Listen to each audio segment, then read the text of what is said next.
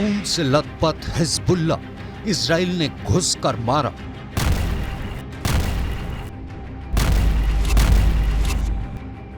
जिस वक्त पूरी दुनिया हमास और इजराइल के बीच सीज फायर की खबरों को समझने की कोशिश कर रही है, ठीक उसी वक्त इजरायली लड़ाकू विमानों ने लेबनान में घुसकर हिजबुल्ला लड़ाकों पर भीषण हवाई हमला किया है।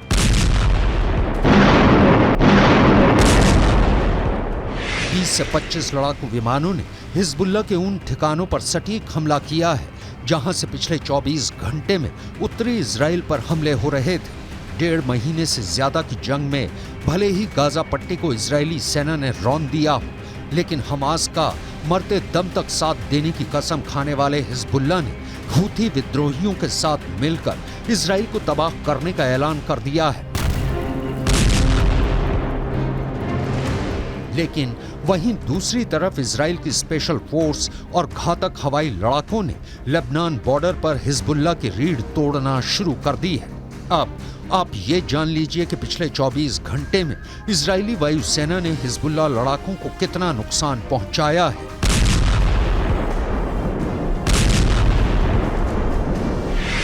मारा गया हिजबुल्ला के सांसद का बेटा अब्बास।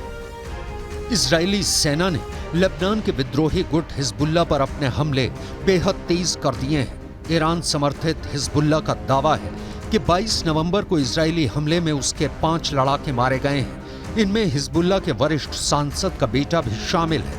हिजबुल्ला ने बयान जारी कर बताया कि इजरायली हमले में हिजबुल्ला के संसदीय गुट के प्रमुख मोहम्मद राद के बेटे अब्बास राद की मौत हुई है। हिजबुल्ला की ओर से मारे गए 4 दूसरे लड़ाकों की पहचान और फोटो भी जारी की है। मोहम्मद राद के परिवार से जुड़े एक सदस्य के मुताबिक हिजबुल्ला के वरिष्ठ सांसद मोहम्मद राद के बेटे अब्बास राद को बीट याहून के एक घर में इजरायली हवाई हमले में मार गिराया गया।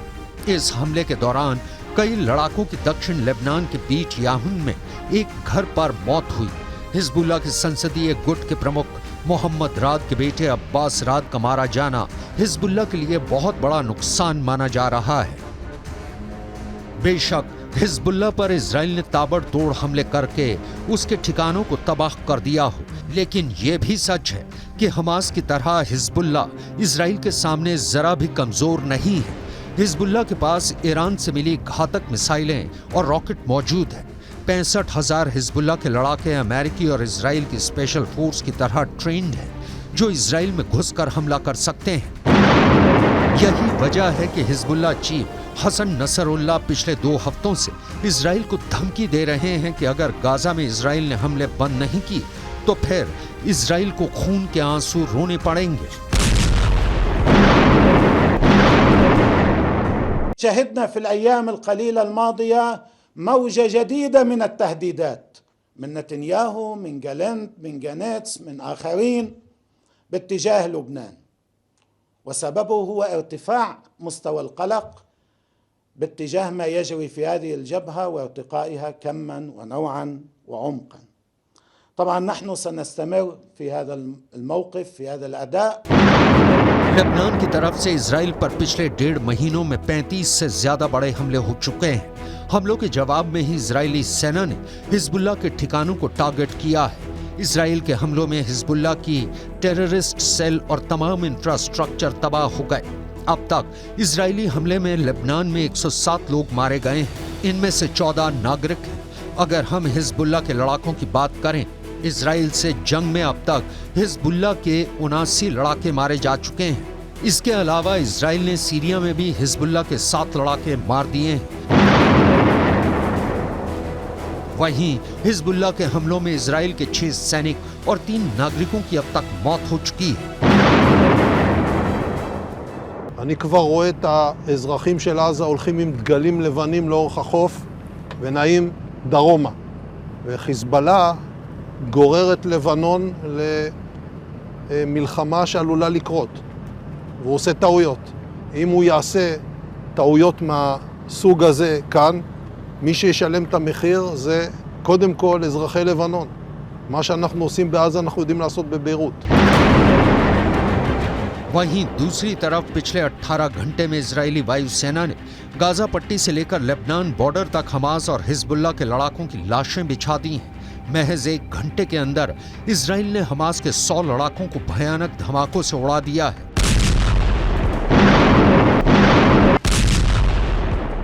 वहीं दूसरी तरफ हिजबुल्लाह के लड़ाकों को इजराइल ने इस तरह से टारगेट करके मारा है कि मरने वाले हिजबुल्लाह लड़ाकों को अपने मरने का एहसास तक नहीं हो पाया। इजराइल की आईडीएफ ने जोरदार धमाकों से हमास और हिजबुल्लाह लड़ाकों के चीथड़े उड़ा दिए हैं।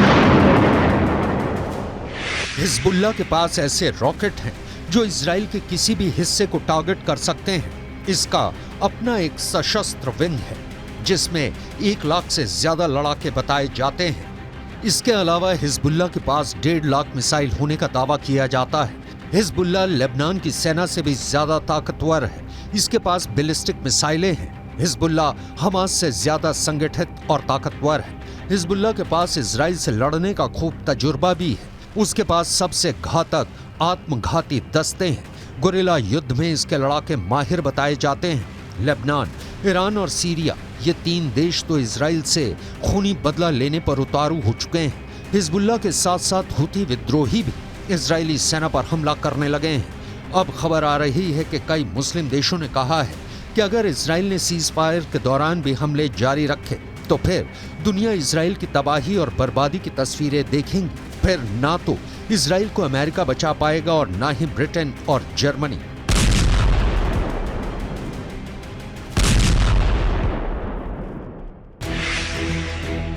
हिजबुल्लाह हुती का हमला, नक्शे से मिटेगा इजराइल। इधर ईरान इस्लाम के नाम पर मुस्लिम मुल्कों को इजराइल के खिलाफ युद्ध करने के लिए भड़का रहा है, लेकिन 62 साल के ईरान के राष्ट्रपति सैयद इब्राहिम रईसी ने तो साफ कह दिया है कि हमें ऊपर वाले के नाम पर इजराइल के क्रूर हमलों के खिलाफ एकजुट होना होगा और इजराइल के भीषण हमलों का जवाब देना होगा। ملت‌های مسلمان این دامایه ننگ خود می‌دانند که در زمانی که خون برادرانشان در غزه بر زمین می‌ریزد دولت‌ها برای منافع اقتصادی سوخت ماشین جنگی اسرائیل را تأمین کنند.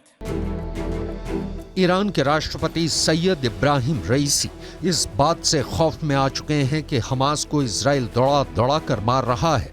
हिजबुल्लाह के कमांडरों की टारगेट किलिंग इजराइल कर रहा है और मुस्लिम मुल्क सिर्फ बयानबाजी कर रहे हैं।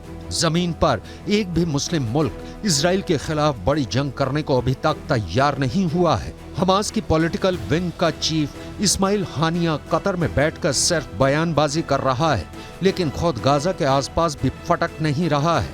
इधर इजराइल के प्रधानमंत्री से लेकर रक्षा मंत्री तक इजरायली सैनिकों के बीच दावा कर रहे हैं कि हम हमास और उसके समर्थन करने वाले हर लड़ाके को चुन चुन कर मार रहे हैं और मारते रहेंगे। इजरायली सेना ने हमास की नेशनल सिक्योरिटी फोर्स के कमांडर मेजर जनरल जिहाद मुहीसेन और उसके पूरे परिवार का सफाया हवाई हमले में कर दिया है। हमास ने इजराइल पर 40 साल का सबसे बड़ा हमला किया है, जिसके बाद से गाजा युद्ध अब धीरे धीरे पूरे मिडिल ईस्ट में फैलता जा रहा है। हिजबुल्लाह को जिस स्तर का नुकसान इजराइल के हमलों से हुआ है, उसका बदला हिजबुल्लाह अब ईरान के साथ मिलकर ले रहा है, जिसमें हुथी लड़ाके भी शामिल हो गए हैं। अब देखना होगा कि इजराइल 3 तरफ से हो रहे हमलों का सामना कैसे करता है।